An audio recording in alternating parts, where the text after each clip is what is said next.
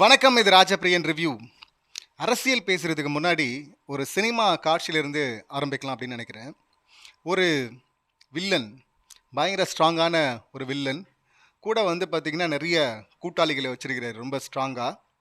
ஆப்போசிட்டில் பார்த்தீங்கன்னா ஹீரோ போயிட்டு தனியாக சோலோவாக கெத்தாக நின்று சண்டை போடுறேன்டா அப்படின்னு சொல்லிட்டு வராரு. அடித்து துவம்சம் பண்ணுறாரு. பயங்கரமாக பறக்க விட்றாரு எல்லாரையும். ஃபைட்லாம் பார்த்தீங்கன்னா வேறு லெவலில் இருக்குது. சூப்பராக பறக்க விட்டார், எல்லாம் சண்டை போட்டார், எல்லாம் பண்ணார். ஆனால் கடைசியில் பார்த்தீங்கன்னா ஒரு இடத்துல தடுமாறி கீழே விழுந்துடுறாரு ஹீரோ. விழுந்ததும் பார்த்தீங்கன்னா இப்போ வில்லன் கூட்டாளிகளோட நின்று பார்க்குறாரு எதிரில். அப்புறம் அவர் சொல்கிறாரு, இந்த இடத்துல முடிச்சு விட்டுடலாம் ஹீரோ அந்த இடத்துல. ஆனால் அந்த வாய்ப்பு இருந்து முடிச்சு விடாமல் அவர் சொல்கிறாரு, டேய் நான் உன்னை வில்லனாகவே பார்க்கல, உனக்கும் மேலே இன்னொரு வில்லன் இருக்கிறான். அவன் வந்தான்னு வச்சுக்க நம்ம 2 பேருக்கும் ஆபத்து. நமக்கு மட்டும் ஆபத்து இல்லை, இங்கே இருக்கிற எல்லாருக்குமே ஆபத்து. அதனால இவனை முடிக்க வேணாம். அதாவது வில்லன் வந்து கூட்டாளிகள்கிட்ட சொல்கிறாரு, இந்த ஹீரோவை இப்போ முடிக்க வேணாம், அவனை எப்படியாச்சும் கொஞ்சம் காப்பாற்றுங்கடா அப்படின்னு சொன்னதும் பார்த்தீங்கன்னா அந்த கூட்டாளிகள்லாம் வந்து அந்த ஹீரோவை வந்து தூக்கி பிடிக்கிறாங்க, தூக்கி நிப்பாட்டுறாங்க, காப்பாற்றுறாங்க அப்படின்னு எடுத்துக்கலாம். அப்படின்னு சொல்லிட்டு இந்த காட்சியை ஒரு ஹீரோ கிட்ட, ஏன் ஒரு ஹீரோ நம்ம விஜய் சார் இருக்கார்ல, கரியரின் உச்சத்தில் இருக்கிறவர், அவர்கிட்ட போய் இதான் சார் சீன் அப்படின்னு சொன்னால் யூஸ்வலாக பொறுமையாக உட்காந்து கதையை கேட்பார் அப்படின்னு சொல்லுவாங்க. ஆனால் இந்த சீனை சொன்ன ஒன்றதும் பார்த்தீங்கன்னா நிச்சயமாக காண்டாயிடுவார். தலைவா நான் போதுங்கண்ணா, போதுண்ணா, நீங்கள் என்ன ஹீரோவை வச்சு பண்ணுவீங்கன்னு பார்த்தா என்னென்ன வில்லனை ஹீரோ ஆக்கிட்டு இருக்கீங்க. அண்ணா வில்லனுடைய ஆட்கள்லாம் நான் அடித்து பறக்க விட்றேன், அதுக்கப்புறமா பேசி அவங்க விழுந்து கிடக்கும்போது போயிட்டு அவங்கள திருத்துறேன் அப்படின்னு வைங்க ஒன்று. இல்லையா அவங்கெல்லாம் பாதிக்கப்பட்டிருக்கும் போது அவங்கள எடுத்துகிட்டு போய் கடைசியில் நான் காப்பாற்றுறேன்னு வைங்க. என்னங்க இங்கே வந்து வில்லனுடைய ஆட்கள்லாம் வந்து என்ன காப்பாற்றுறாங்க, ஹீரோவை காப்பாற்றுறாங்க அப்படின்றீங்க. அண்ணா நல்லா இல்லைண்ணா, இது என் ரசிகர்கள் ஒத்துக்க மாட்டாங்கண்ணே அப்படின்லாம் சொல்லுவார். ஏன்னா லிங்குசாமி சார் டைரக்டர் சொல்லியிருப்பார், அவர் வந்து சண்டை கோழி கதையை வந்து விஜய் சார்கிட்ட போய் சொல்லியிருக்கிறார். இப்போ கதை கேட்டு இன்டர்வியூ தான் கேட்டாருன்னு நினைக்கிறேன். கேட்டு அவர் சொன்னாராம், நான் இதில் எனக்கு என்னென்ன வேலை இருக்குது, என்ன சண்டை கோழி படம் எல்லாருமே பார்த்துருப்பீங்க, அதில் வந்து ராஜ்கிரண் ஹீரோவுடைய அப்பாவை வந்து பயங்கரமாக பில்டப் பண்ணி வச்சுருப்பாங்க. அது ஒரு ட்விஸ்ட்டாக இருக்கும், எதிர்பாராத ஒரு திருப்பமாக இருக்கும் அது. ஸோ அப்படி சொன்னதுக்கே பார்த்தீங்கன்னா இவர் எனக்கு என்னென்ன வேலை இருக்குது, எல்லாம் அப்பா மேலே இருக்குண்ணா கதை அப்படின்னு சொல்லிட்டு அவர் நான் பண்ணலண்ணே சாரிண்ணே அப்படின்னு சொல்லிட்டு அவர் சொல்லியிருக்காரு. இதை லிங்குசாமி சாரும் சொல்லியிருக்கிறாரு. ஆனால் சண்டை கோழி எவ்வளோ பெரிய ஹிட் அப்படின்னு சொல்லிட்டு எல்லாருக்குமே தெரியும். இப்போ நான் ஏன் இந்த சினிமா சீனுன்னு சொல்கிறேன்னா, ஆக்சுவலி அது சினிமா சீன் இல்லை, அதுதான் இங்கே நடந்திருக்கு. நாளை காலை 10 மணிக்கு பார்த்தீங்கன்னா ஜோசப் விஜய் என்கிற நான் அப்படின்னு சொல்லிட்டு அவர் முதல்வராக பதவி ஏற்க போகிறார். ஏற்கனவே 3 முறை போனார், ரிஜெக்ட் ரிஜெக்ட் ரிஜெக்ட் அப்படி சொல்லிட்டு திருப்பி திருப்பி அமைச்சிருந்தாங்க. கவர்னரை தான் பண்ணிட்டு இருந்தா. அப்படி ஈவினிங் பார்க்கும்போது வந்து அவர் கார் கிளம்பிடுச்சு கவர்னரை பார்க்க அப்படின்னும் போது அங்கே ஒரு செக்கு வச்சுருந்தார் டிடிவி தினகரன். அவர் வந்து எம்எல்ஏ ஆட்டையை போட பார்த்தாங்க அப்படின்லாம் சொல்லிட்டு அவர் கம்ப்ளைண்ட்டை கொடுத்துருந்தாரு. சும்மா வரும்போதே இது தப்பா இருக்கு அது தப்பா இருக்கு அப்படின்னு சொல்லிட்டு திருப்பி அனுப்புவார் கவர்னரு. அப்படி இருக்கும்போது இப்படி ஒரு ட்விஸ்ட் வேற இருந்தால் இதையே காரணம் காட்டி சொல்கிறேன்ப்பா போப்பா அப்படின்னு சொல்லிட்டு திருப்பி அனுப்ப போகிறாரு அப்படின்னு தான், அதனால தான் திருப்பி அனுப்பிட்டாரு அப்படின்னு தான் ஃபஸ்ட்டு தகவல்கள் வந்தது. அதுக்கு அப்புறமா தான் பார்த்தீங்கன்னா இல்லை, 4வது முறையாக விஜய் போய் சந்திக்கிறாரு, ஒத்துக்கிட்டார் ஆளுநர். அந்த இஷ்யூவை வந்து பெருசாக ஆக்கலை.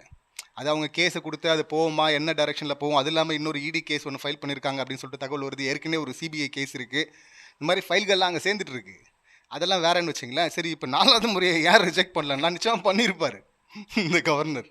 ஏன் பண்ணலன்னா இந்த முறை இந்த மாதிரி எங்கே பண்ணுற போகிறாங்களோன்னு சொல்லிட்டு பயந்து இங்கே வந்து வெளியிலிருந்து ஆதரவு தர்றாங்க திமுக கூட்டணி கட்சிகள். கடைசியாக கொடுத்தவர் பார்த்தீங்கன்னா விசிகா தலைவர். ஸோ இவங்கெல்லாம் பார்த்தீங்கன்னா லெட்டர் கொடுத்தாவே போதும், ஆனால் எல்லா கட்சியிலும் இருந்தும் ஆட்களும் கூடவே போயிருக்கிறாங்க.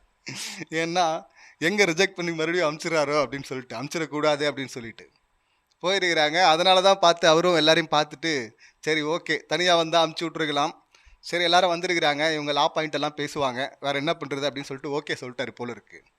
கிட்டத்தட்ட அதுதானே நடந்திருக்கு. இங்கே வெறும் சப்போர்ட் இல்லை, இது வந்து இங்கே ஹீரோ ஹீரோ ஹீரோ ஹீரோ அப்படின்னு சொல்லிட்டு இவங்க செலிப்ரேட் பண்ணுறதெல்லாம் இருக்கட்டும். அங்கே சப்போர்ட் பண்ண வந்தவங்களை எவ்வளவு கேவலமாக பேசுனாங்க இவங்க. இப்போ வந்து ஸ்டாலின் அவர்களுக்கும் இதுக்கும் சம்மந்தம் இல்லைங்க, இவங்கெல்லாம் சுயமாக எடுத்த முடிவுங்க அப்படின்லாம் வந்து ஷபீர் எப்பயும் முட்டு கொடுப்பார்ல டிவி கேக்கு, அவரெல்லாம் பயங்கரமாக பேசுகிறாரு. இது இவங்க சுயமாக எடுத்த முடிவுங்க அப்படின்னு. சுயமாக முடிவு எடுப்பாங்க, ஆனால் அதை செஞ்சுருக்கிறாங்களா? இந்த எலெக்ஷனுக்கு முன்னாடி சீட்டுக்காக பேசிகிட்டு இருந்தாங்கல்ல, அப்போ இதே வாய்கள்லாம் பார்த்தீங்கன்னா அவங்கள எவ்வளோ கேவலமாக பேசிச்சு. தேமுதிகக்கு அவ்வளோ சீட் கொடுக்குறாரு, அதை விட கம்மியாக விசிகே கொடுக்குறாங்க. அவர் நிற்கணும் அப்படின்னு சொல்கிறாரு, கடைசியில் அதுவும் நடக்காமல் போயிடுச்சு, அதையும் பின்வாங்குறாரு. ஒரு முடிவை ஸ்ட்ராங்காக எடுக்க மாட்டேங்கிறாரு, சும்மா 2 சீட்டுக்கு 4 சீட்டுக்கு போய் நிற்கிறாரு. பதவி வெறி, பதவி ஆசை, தனியாக நிற்க முடியாது, அவங்க சப்போர்ட்டு தான், அவங்க சொல்கிறது தான் இவங்க செய்வாங்க, அவங்களுக்கு அடிமையாக இருக்கிறாங்க, 200 ரூபாய் ஓபீஸ் அப்படின்னு சொல்லிட்டு எவ்வளவு இதே கூட்டணி கட்சிகளை தரம் தாழ்ந்து கேவலமாக பேசியிருப்பாங்க இந்த வாய்கள்லாம், இந்த உருட்டுகள்லாம். இப்போ இவங்களுக்கு ஆதரவாக ஒரு முடிவு எடுத்துட்டாங்க, அது ஸ்டாலின் எங்கே பெருமையை போய் சேர்த்துருதோ அப்படிங்கிறதுக்காக. அது ஸ்டாலின் சொல்லிலாம் இல்லைங்க, இவங்களாம் முடிவு எடுத்தாங்க.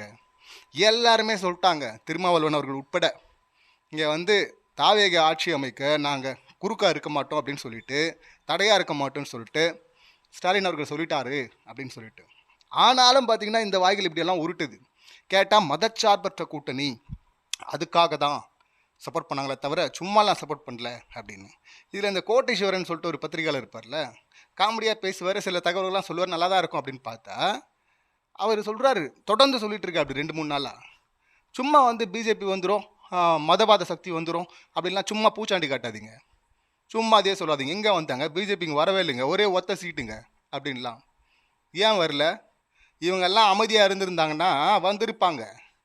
பிஜேபி வந்துருண்டா வந்துருண்டா வந்துருண்டா வந்துருண்டா வந்துருண்டா, வரக்கூடாதரா வரக்கூடாதரா வரக்கூடாதரா அப்படின்னு சொல்லிட்டு சொல்லி சொல்லி சொல்லி சொல்லி சொல்லி அதை பதிய வச்சதுனால தான் அந்த ஒத்த சீட்டோட நிற்குது. அது தடுத்தது, வரவிடாமல் தடுத்தது அவங்க தான். இப்போவும் இந்த ஹெல்ப் பண்ண போனாங்க பாருங்கள் விஜய் சாருக்கு, அவங்கள எவ்வளவு கேவலமாக விமர்சனம் பண்ணாங்க இவங்கெல்லாம், இந்த தற்கூரிகள்லாம். இதில் திருமாவளவன் அவர்கள் தான் எக்ஸ்ட்ரா அடித்தாங்க, ஜாதி பேரை சொல்லி இழிவாக திட்டினது. எத்தனை கமெண்ட்ஸ், எத்தனை பதிவுகள். நீ எல்லாம் ஒரு ஆளா? எங்கள் அண்ணனுக்கு முன்னாடி நீ எல்லாம் ஒரு ஆளா? அதாவது இவங்க என்ன எலிவேஷன்லாம் கொடுத்தாங்க தெரியுமா விஜய் சாருக்கு? 26 தலித் அவர்களை வந்து எம்எல்ஏ ஆக்கியிருக்கிறாரு, புது தூக்கியில் நிற்க வச்சிருக்கிறாரு, அதெல்லாம் உருட்டு, அதுவே உருட்டு. சரி, அவ்வளோ கரிசனை கொண்டவர் விசிகே தலைவர் திருமாவளவன் வந்து டெபுட்டி சிஎம் கேட்குறாரு அப்படின்ற மாதிரி ஒரு தகவல் வந்ததும் பார்த்தீங்கன்னா ஆட்சியை கலைச்சிடலாம். எதுக்கு இது? எதுக்கு அதை ஏற்றுக்கணும்? ஆட்சியை கலைச்சிட்டு போயிடலாம், மறுபடியும் எலெக்ஷனை பார்த்துக்கலாம். என்ன பொங்குறானுங்க, அப்படியே ஜாதி வரி மொத்தமாக வெளியே வந்துச்சுல்ல, காதில் கண்ணில் வாயில் அப்படின்னு சொல்லிட்டு மூக்குலன்னு அப்படியே வெளியே வந்ததில்ல, எல்லா ஓட்டையிலையும் மொத்த ஜாதி வரி வந்து அவ்வளோ கேவலமாக விமர்சனம் பண்ணாங்க, அவ்வளோ கேவலமாக திட்டினானுங்க. ஒரு வீடியோ கீழே பாருங்கள் கமெண்ட்ஸ்லாம் எப்படி இருக்கும் அப்படின்னு சொல்லிட்டு. அவர் வந்து வாங்கிட்டு போனாலும் தப்பில்லை, அமைச்சரவையில் பங்கு கொண்டாலும் தப்பில்லை. ஏன்னா இவர் சிஎம் ஆகிறதுக்கு காரணமே அந்த 2 சீட்டு தான் அப்படின்னும் போது அவன் கேட்கலாம், டிமாண்ட் பண்ணலாம், தப்பில்லை. ஆனாலும் அவரும் சொல்லிட்டார், நான் வெளியிலேருந்து ஆதரவு தர்றேன். இவங்க சொன்னாங்கல்ல பிஜேபி உள்ளே வந்துருந்தோம்லாம் பூச்சோண்டி கோட்டுறீங்கன்னு. இப்போவும் பார்த்தீங்கன்னா பிஜேபி குடியரசுத் தலைவர் மூலிமா உள்ளே வந்துடக்கூடாது அப்படிங்கிறதுக்காக தான் ஆதரவு வெளியே இருந்து நாங்கள் கொடுக்குறோம் அப்படின்னு சொல்லிட்டு எந்த பூச்சாண்டின்ட்டு இருந்தாங்கல்ல, இப்போவும் அந்த ஒரு காரணத்துக்காக தான் நான் ஆதரிக்கிறோம். குடியரசுத் தலைவர் ஆட்சி இங்கே வந்துடக்கூடாது, பிஜேபி உள்ளே வந்துடக்கூடாதுங்கிறதுக்காக தான் ஆதரிக்கிறோம், விஜயை சிஎம் ஆக்குறோம், வெளியே இருந்து எந்த பலனும் இல்லாமல் அப்படின்னு சொல்லிட்டு அவங்க பேசுகிறாங்க. இதில் இன்னும் நோண்டுறாங்க அவரை. இங்கே தானே சொன்னீங்க ஆர்எஸ்எஸ் பெற்று போட்ட பிள்ளை அப்படின்னு சொல்லிட்டு. அப்படின்னும் போது அவர் சொல்கிறாரு ரொம்ப ஸ்ட்ராங்காக, கொள்கையோடு இருக்கவங்கெல்லாம் ஸ்ட்ராங்காக நிற்பாங்க அப்படியே. அவர் சொல்கிறார், இப்போவும் அந்த கருத்தில் அப்படியே இருக்குது, அதெல்லாம் ஓரமாக இருக்குது. தமிழ்நாட்டு நலனுக்காக பிஜேபி உள்ளே வந்துடக்கூடாது. இவங்க சொன்னால பிஜேபி உள்ளே வந்துடுன்றதெல்லாம் பூச்சாண்டி, சும்மா உருட்டு அப்படின்னாங்கல்ல. உருட்டு இல்லை, இப்போவும் வாய்ப்பு இருந்தது, அந்த வாய்ப்பு இருந்தது. அப்படி வந்துடக்கூடாதுங்கிற ஒரே காரணத்துக்காக எனக்கு பதவியும் வேணாம், எந்த கண்டிஷனும் கிடையாது, அன்கண்டிஷ்னலாக சப்போர்ட் பண்ணுறோம் அப்படின்னு சொல்லிட்டு நின்று இருக்கிறாங்க. எலெக்ஷனுக்கு முன்னாடி என்ன பேசினாங்களோ, எலெக்ஷனில் என்ன பேசினாங்களோ, இதுக்கு அப்புறமும் இப்போவும் அவங்க அதே தான் பேசுகிறாங்க, அந்தபடி தான் நிற்கிறாங்க. அதனால தான் கொள்கை வேணும் வேணும் அப்படின்னு சொல்கிறோம். ஆனால் இவர் சொன்னார்ல, அண்ணன் என்ன சொன்னார், பிஜேபி வந்து பாசிசம்ன்றீங்க, அவங்க பாசிசம்னா நீங்கள் என்ன பாயாசமா அப்படின்னார்ல. இப்போ அலையை விட்டே இருந்தில்ல, அதுதான் பாசிசம். இப்போ உங்கள் கூட வந்து நின்று அலையை விடாதீங்க, பாவம் சிஎம் ஆகட்டும். எப்படி இவங்க ரசிகர்கள் தொண்டர்கள் ஓட்டு போட்டு மட்டும் அவர் சிஎம் ஆகலை. டிஎம்கே ஆதரித்த ஓட்டுகள்லாம் இருக்குல்ல, அந்த ஓட்டுகளில் ஜெயிச்சாங்கல்ல அவங்க கூட்டணி கட்சிகள். அந்த கூட்டணி கட்சிகளின் தயவால தான். இன்னும் சொல்லப்போனால் தீய சக்தின்னு இருந்தீங்களே, வில்லன் இருந்தீங்களே, தீய சக்தினா வில்லன் தானே, சிம்பிளாக உங்களுக்கு புரியுற மாதிரி சொல்லணும்னா, அந்த வில்லன் தயவால், அந்த வில்லன் கூட்டாளிகளால் இவர் காப்பாற்றப்பட்டிருக்கிறார். இப்போ சிஎம் ஆகிறார். இப்போ சொல்லுங்க, யார் ஹீரோ யார் வில்லன்னு? சினிமாவை கூட இப்படி ஒன்று சொன்னால் ஏற்றுக்க மாட்டாங்க. ஆனால் கடைசியில் உங்கள் ஹீரோவுடைய நிலைமை இதுதான். இப்போவும் பூச்சாண்டிலாம் காட்டல, அவங்க கொள்கையோடு நிற்கிறாங்க. இப்போ இதே சும்மா பேசுவோம், டிஎம்கே இடத்துல பிஜேபி இருக்குது, இவ்வளோ சீட்டு, செகண்ட் லார்ஜஸ்ட் பார்ட்டி அவங்க தான். அவங்கக்கிட்ட கூட்டணி கட்சிகள் தயவால தான் இப்போ வந்து ஃபஸ்ட்டு லார்ஜஸ்ட் பார்ட்டியாக இருக்கிற டிவிகே ஆட்சி அமைக்க முடியும்னா விட்டுருப்பாங்களா? இப்போ இந்த மணி இல்லாமல் பேசுகிறாருல பத்திரிகையாளர், மூத்த பத்திரிகையாளர், அவர் என்ன சொன்னார், என்ன உருட்டினார் டிபேட்டில் வந்து, அவங்க வந்து மதச்சார்பற்ற கூட்டணியில் தாங்க போகிறாங்க. அவங்க தயவை தாங்க நாடுறாரு, அவங்க ஆதரவை தாங்க கேட்குறாங்க. அவர் போய் பிஜேபி பி டீம் நீங்க, அவர் எந்த பக்கம் வர்றாரு பார்த்தீங்களா அப்படின்னாங்கல்ல. அப்புறம் எதுக்கு அமமுக எம்எல்ஏ அந்த ஒரே ஒரு குருக்கள் கிட்ட போயிட்டு காரில் உட்கார வச்சு கையெழுத்தை வாங்கினாங்க. இப்போ என்ன உருட்டுவார் அவர்? இல்லவே இல்லைன்னு வாங்களா? ஏன்னா அந்த வீடியோ ரிலீஸ் பண்ணதே பார்த்தீங்கன்னா டிவிக்கே தான். இல்லைன்னா உருட்ட முடியாது இனிமே. அங்கேயும் டீலிங் நடந்தது அப்படின்னு சொல்லிட்டு லீமா ரோஸ் அவங்க சொல்கிறாங்களே, ஆதவ் அர்ஜுனா ரிலேட்டிவ்ல அவங்க சொல்லியிருக்கிறாங்களே, ஆமாம் டிவிகே ஏடிஎம்கே பேச்சுவார்த்தை போயிட்டுருக்கு அப்படின்னு.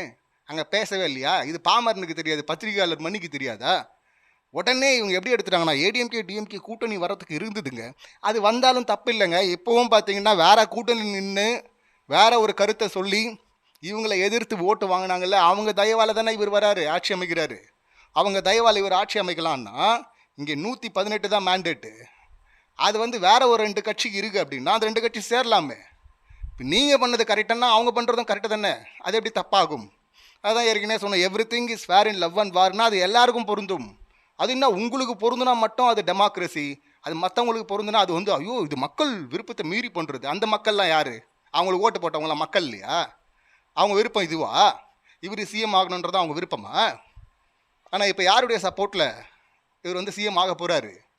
அது என்னடா உங்களுக்கு பிடிச்ச மாதிரி ஒன்று பண்ணால் டெமோக்ரஸிங்கிறது ஜனநாயகம். இதே வந்து மற்றவர்கள் அதே பண்ணால் உங்களுக்கு பிடிக்காத ஒன்று நடக்கும்னா ஒன்று ஜனநாயக படுகொலை அப்படிங்கிறது. உடனே மக்கள் தீர்ப்புக்கு எதிராக எந்த மக்கள் 35% போட்டிருக்கிறாங்க, மற்றவங்களுக்கெல்லாம் ஓட்டு போட்டாங்களா, அவங்களாம் மக்கள் இல்லையா?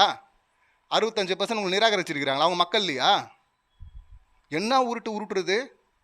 அப்படியே ஒரு படத்தில் பார்க்குற ஒரு ஹீரோவுக்கு ரசிகர்கள் எலிவேஷன் கொடுக்கலாங்க, சில சினிமா ரிவ்யூவர் காசு வாங்கிட்டு கூட எலிவேஷன் கொடுக்கலாங்க. பத்திரிகையாளருக்கு என்னங்க வேலை வந்தது? இந்த எலிவேஷன் கொடுத்தீங்க அவருக்கு.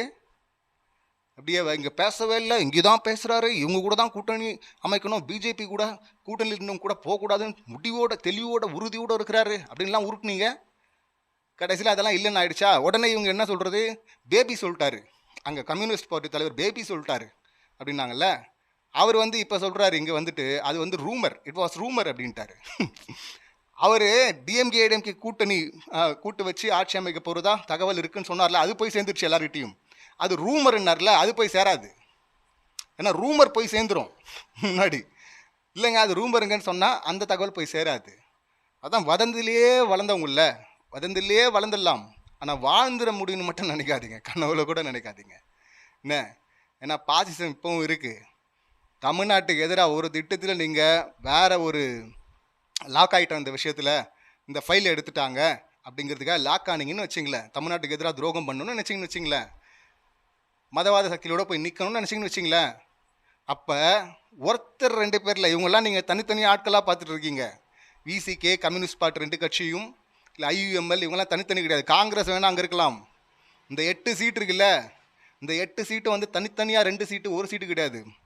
எப்படி இப்படி எல்லாம் ஒன்றா ஒட்டுமொத்தமாக போய் சப்போர்ட் பண்ணியிருக்கிறாங்களோ, வெளியே இருந்து ஆதரவு தரணும் ஒரே ஸ்டாண்டில் நின்று இருக்கிறாங்களோ, எங்களுக்கு பதவியெல்லாம் வேணாம், கூட்டணியை நாங்கள் வரல, இப்போவும் நாங்கள் திமுக கூட தான் இருக்கிறோம், ஆனால் இங்கே பிஜேபி குடியரசுத் தலைவர் மூலிமா உள்ளே வந்துடக்கூடாது அப்படிங்கிறதுக்காக சப்போர்ட் பண்ணுறோன்னு சொல்கிறாங்களே, அதே போல் வாபஸ் வாங்கினா 8 பேரும் வெளியே வந்துடுவாங்க. இது இவங்களுக்கும் தெரியும். அதனால தான் இப்போவும் அந்த டீலிங்கெல்லாம் விட மாட்டாங்க. இப்போவும் ஏடிஎம்கேல இருக்கிற சிலரை வந்து கூப்பிட்டு வச்சு எண்ணிக்கையை ஏற்றி வச்சுக்கணும் சேஃப்டிக்கு அப்படின்னு தான் பிளான் பண்ணுவாங்க.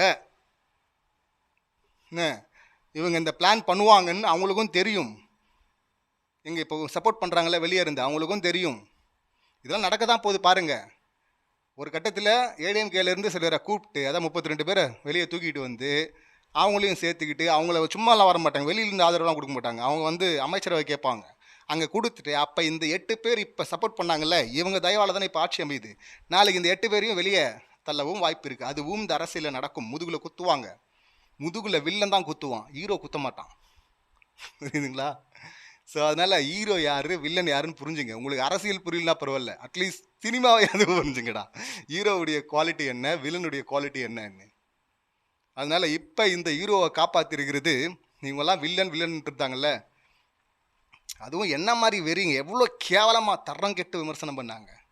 கொஞ்சம் லேட்டாச்சு அப்படின்னு சொன்னதும், விசிகே சப்போர்ட் கொஞ்சம் லேட்டாச்சுன்னதும் அவர் ஆதவ் பார்த்தீங்கன்னா சப்போர்ட்டை வாங்கிட்டு என் ஆசானுக்கு நன்றி அப்படின்ட்டு போயிட்டு அப்படி. ஆனால் கீழே இருக்கிறவங்களாம் எவ்வளவு கேவலமாக அந்த ஐடிவிங் பதிவுகளை போட்டுது. இப்போ அதெல்லாம் திரும்பி வாங்கிடுவீங்களா? இப்போ 1-2 பேருக்கு மட்டும் பார்த்தீங்கன்னா திரும்ப அவர்களுக்கு நன்றி.